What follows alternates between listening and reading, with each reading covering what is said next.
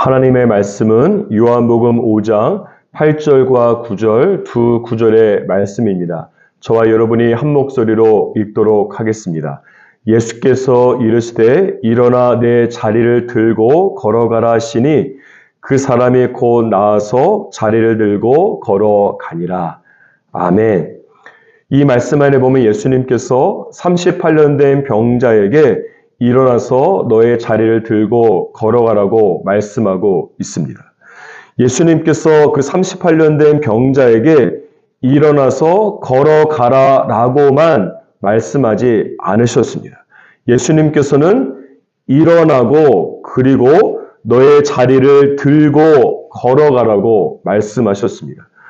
여기서 중요한 것은 무엇인가 하면 예수님께서 어떤 이유 때문에 38년 된 병자에게 너의 자리를 들고 가라고 말씀하셨을까 하는 것입니다. 4절과 7절 말씀을 보면 베데스다 연못에 먼저 들어가는 사람은 어떤 병에 걸렸든지 나음을 받았다고 말씀하고 있습니다. 그렇다 보니까 38년 된 병자를 비롯해서 모든 사람들이 어떻게 하려고 하겠습니까? 베데스다 연못에 그 누구보다 빨리 들어가기 위해서 나름대로 가장 좋은 자리를 맡아 놓으려고 하지 않았겠습니까? 따라서 38년 된 병자도 나름대로 물의 움직임을 잘 볼 수 있을 뿐만 아니라 물이 움직이자마자 바로 연못에 뛰어 들어갈 수 있는 나만의 명당 자리를 맡아 놓았을 것입니다. 그리고 여기가 이 자리가 바로 내 자리입니다라고 하는 것을 무엇으로 표시하겠습니까? 바로 38년 된 병자가 가지고 있는 자리입니다. 지금으로 치면 그 자리는 침낭 정도가 되지 않겠습니까? 그런데 예수님께서 그 병자에게 너의 자리를 들고 일어나서 걸어가라고 말씀하셨다는 것입니다. 생각해 보십시오. 38년 된 병자가 예수님 말만 믿고 자리를 들고 일어나서 갔다가 만약에 병이 낫지 않으면 어떻게 됩니까? 자기의 자림을 표시하는 침낭을 가지고 가버렸기 때문에 다시는 그 자리로 돌아갈 수 없는 것입니다. 이런 의미에서 예수님께서 38년 된 병자에게 너의 자리를 가지고 걸어가라고 말씀하신 것은 크게 두 가지 의미를 가지고 있습니다. 첫 번째는 예수님께서 38년 된 병자에게 너는 반드시 나을 것이기 때문에 이제 더 이상 너는 자리가 필요하지 않다라고 말씀하고 있는 것입니다. 두 번째는 만약에 병이 낫지 않는다면 그때 침낭이 필요할 것이라고 하는 어떤 영적인 여지도 남기지 말라는 것입니다. 믿음은 무엇입니까? 하나님의 말씀에 순종할 때에 만약에 말씀대로 이루어지지 않는다면 그때 이것이 필요할 거야 라고 하는 어떤 여지도 남겨두지 않는 것입니다. 병자는 병이 낫지 않을 경우를 대비해서 정말 보험용으로 나만의 보험으로 자신의 침낭을 그곳에 남겨두고 싶었을 것입니다.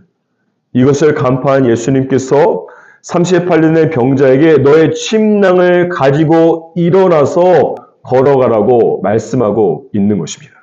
믿음은 하나님의 말씀 외에 아무런 여지를 영적인 보험을 남겨두지 않는 것입니다. 그렇기 때문에 만약에 38년 된 병자가 예수님의 말씀을 듣고 일어나서 걸어갔지만 자신의 자리를 가지고 일어나서 가지 않았다라고 한다면 기적은 일어나지 않았을 것입니다. 예수님께서는 그 믿음을 보고 기적을 행하시는 분인데 그 38년 된 병자가 나름대로 보험을 남겨둔 채 일어나 걸어갔다라고 한다면 기적은 일어나지 않는 것이죠.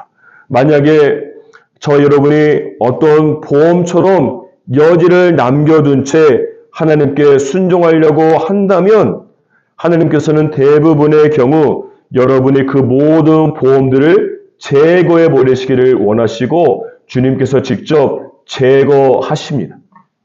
제가 교회 개척으로 한창 이런저런 어려움에 부딪히고 있을 때에 정말 매력적인 제안을 한 가지 받았습니다. 저를 평상시에 잘 알고 계신 여자 전도사님께서 저를 당신이 섬기고 계시던 일본 교회의 담임 목사로 섬겨줄 것을 제안했습니다. 이때 제 마음 안에 떠오른 것이 무엇인가 하면 혹시라도 지금 이 제가 하고 있는 교회 개척에 실패하게 되면 이 보험으로 그 교회 청빙을 받아서 담임 목사로 가도 좋겠다라고 하는 생각입니다.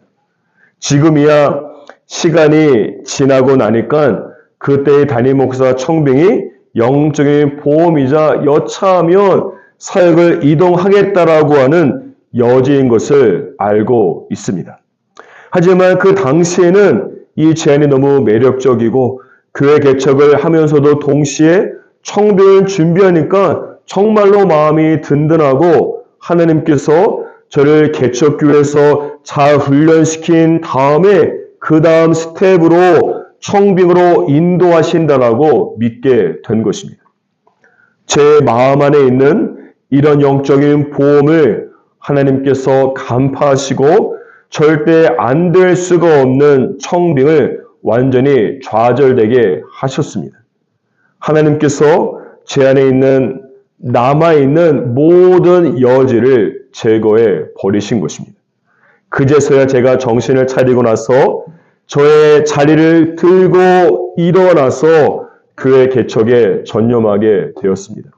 그러므로 하나님께서 저와 여러분의 인생에 무엇인가를 실패하게 하실 때에는 혹시 그것이 내가 마음 안에 가지고 있었던 영적인 보험은 아닌지 점검해 보시기를 바랍니다.